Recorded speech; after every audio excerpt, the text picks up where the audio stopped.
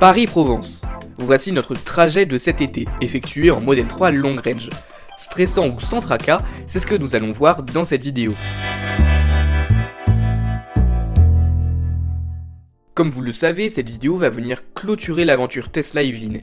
Et pour cette raison, ça me semblait important de proposer un contenu sous un format qui me plaît tout particulièrement. Cette vidéo va donc partir du même principe que pour celle de nos vacances à Antibes. On ne va pas parler de pourcentage. Cela va permettre d'alléger les informations parfois trop lourdes, mais surtout de vous permettre de voir comment se passe réellement un trajet en Model 3, car contrairement à ce qu'on peut penser, on regarde très peu le pourcentage de la batterie. Sur ce, place à la vidéo.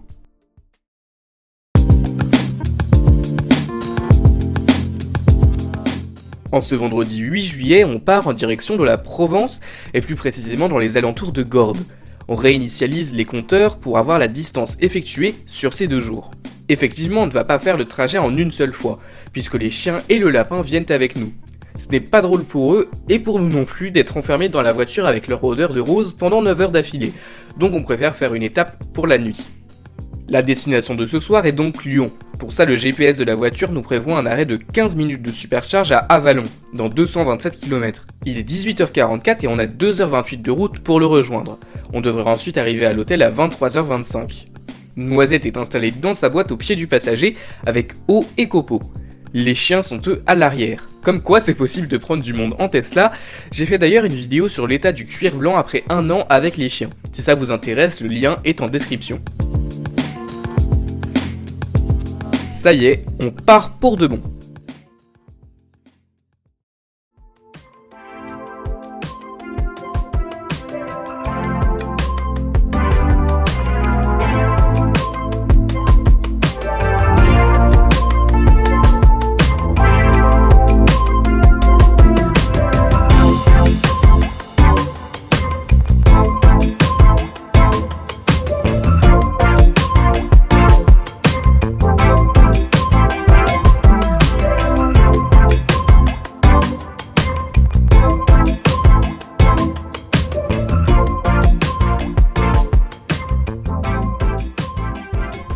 L'interface de Tesla indique la vitesse de la route sur laquelle vous roulez.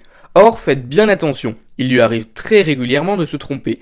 Ici, par exemple, la route n'est pas à 110 mais à 130. Dans ce sens-là, ce n'est pas gênant.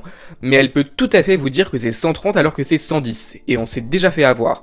Souvent aussi, elle ne prend pas en compte les changements temporaires dus aux travaux, etc. Donc ne vous y fiez pas trop.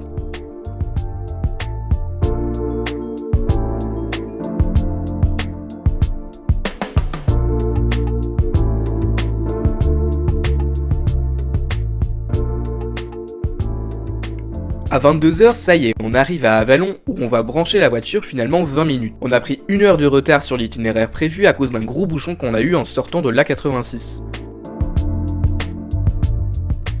À 22h20, on débranche la voiture après avoir sorti les chiens.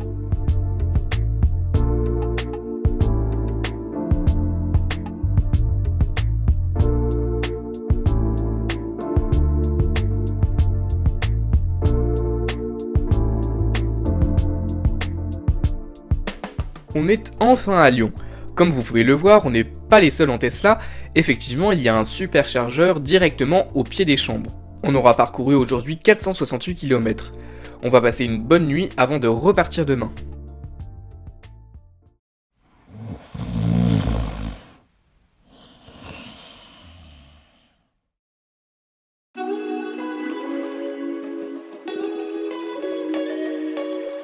Après un bon petit déjeuner, on décale la voiture pour la recharger.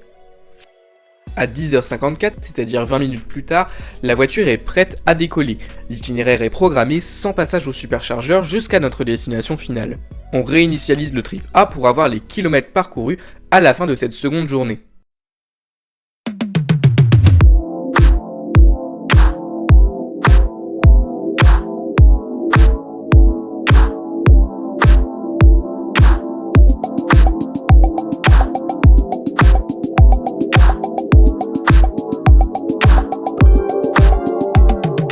À 11h, on décolle pour de bon après avoir embarqué les chiens.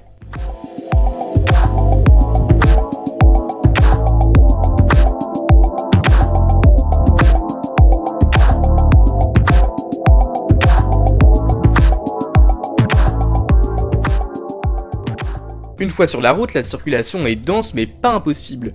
Mais on se rappelle que la maison louée ne dispose pas de possibilité de recharge, on décide donc d'ajouter une étape au superchargeur de Montélimar pour arriver avec une plus grande charge à destination.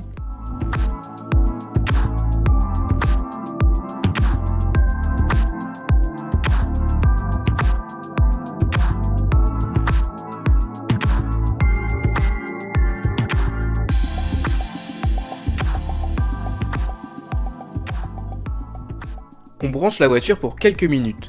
Déjà 3 heures de route et seulement 144 km effectués. Noisette est toujours confortablement installée dans sa boîte de transport et on donne à boire au chien. On profite de l'hôtel rattaché pour aller boire quelque chose, toujours avec les toutous. Comme quoi ces pauses sont bien appréciables. Pendant ce temps, le lapin reste dans la voiture, avec le mode chien bien sûr qui laisse une température adaptée dans l'habitacle et qui affiche un message sur l'écran central.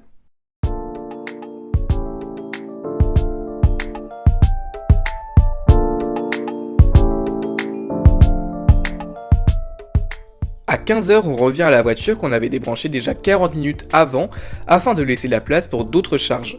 Ça nous a permis de prendre notre temps au bord de la piscine de l'hôtel et de boire tranquillement nos boissons.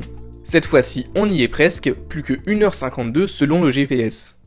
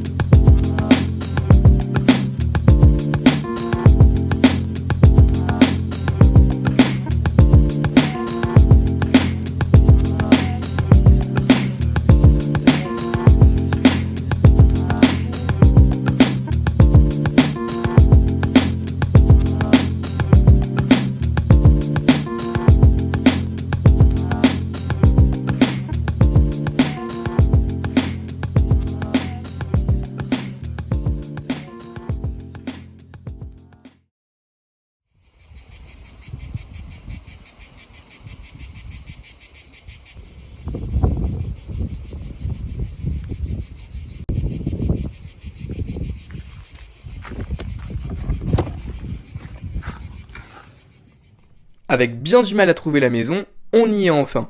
Conclusion de la journée, 303 km parcourus pour un total de 771 km. Ce n'est finalement pas un trajet si long, mais il est très représentatif des trajets estivaux en famille et peut vous donner une bonne idée de l'expérience qu'offre la Model 3. Petite synthèse, seulement 3 arrêts de recharge, dont un non obligatoire que nous nous sommes ajoutés pour ne pas avoir à rechercher une borne en ville une fois arrivé. La Tesla Model 3 est donc tout à fait envisageable en tant que véhicule familial principal. Et puis tout le monde n'a pas 2 chiens et un lapin. Ce véhicule offre un écosystème très pratique entre stations de supercharge et logiciels, notamment avec le GPS qui est très efficace. Ainsi s'achève la dernière vidéo de la chaîne. J'espère qu'elle vous aura plu. Un grand merci à tous pour votre soutien tout au long de cette aventure, mais surtout pour votre fidélité et vos commentaires encourageants.